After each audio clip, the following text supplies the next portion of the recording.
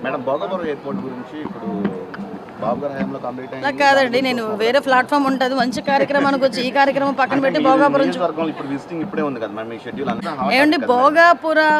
భోగాపురం అన్న ఎయిర్పోర్ట్ని తీసుకొచ్చింది ఎవరో ప్రజలకు తెలుసు. ఆ రోజు భోగాపురం ఎయిర్పోర్ట్ మేము ల్యాండ్ ఎక్విజిషన్ చేస్తున్నాం అనుకునేటప్పుడు ఒక మనిషిని పక్కన పెట్టుకొని ఎర్ర బస్సు కూడా రాదు ఈ ప్లేస్లోకి అని చెప్పి మాట్లాడిన వీడియోలు కూడా ఉన్నాయి. మనం మర్చిపోయిన గూగుల్ మర్చిపోదు కదా.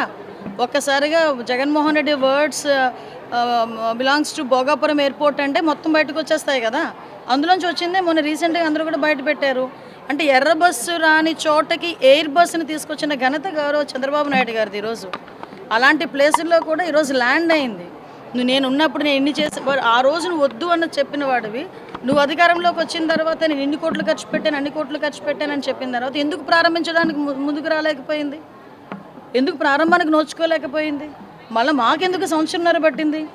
ఈరోజు గవర్నమెంట్ ఎన్డీఏ కూటమి అధికారంలోకి వచ్చిన తర్వాత ఏవియేషన్ మినిస్టర్గా రామ్మోహన్ నాయుడు గారు వచ్చిన తర్వాత దాన్ని చాలా కృషి చేసి గౌరవ ముఖ్యమంత్రి గారు కూడా పలుసార్లు ఢిల్లీ వెళ్ళి పెద్దలతో మాట్లాడి ఈరోజు భోగాపురం ఎయిర్పోర్ట్కి ల్యాండ్ అయ్యేటట్టుగా చేసుకున్నాం. ఈరోజు గర్వంగా ఫీల్ అవుతున్నాం. భోగాపురం ఎయిర్పోర్ట్ ఈరోజు అల్లూరు సీతారామరాజు భోగాపురం ఎయిర్పోర్ట్ అనేది చెప్పుకోవడానికి దాన్ని కూడా ఈరోజు వాళ్ళు ఏదో క్రెడిట్ చోరీ చేసి మళ్ళీ తిరిగి మేమందరం ఏదో క్రెడిట్ చోరీ చేసినట్టు నంగనాచ కబుర్లు మాట్లాడుతూ ఉంటే నమ్మడానికి ప్రజలేమి ఎరువాళ్ళు కాదు.